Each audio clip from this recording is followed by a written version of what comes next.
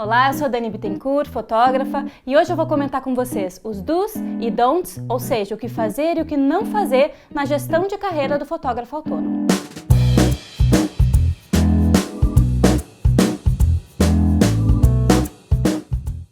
Os do's, ou seja, os elementos que não podem faltar na gestão de carreira do fotógrafo autônomo são: 1. Organização e disciplina. É muito importante que a produção esteja toda organizada para que a gente possa entender como direcionar ela.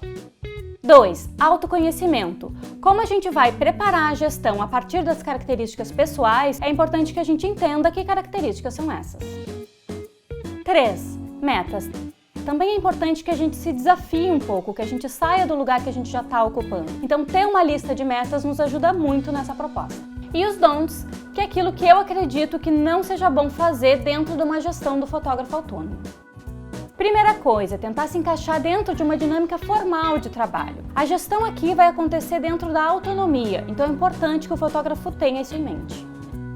2. Outro erro comum é focar somente na produção. A gestão é composta por várias áreas e a gente tem que olhar para todas elas. 3. Tentar não se auto-sabotar. Essa dinâmica de trabalho dá muito espaço para a autossabotagem, então é importante prestar atenção nessa parte em específico.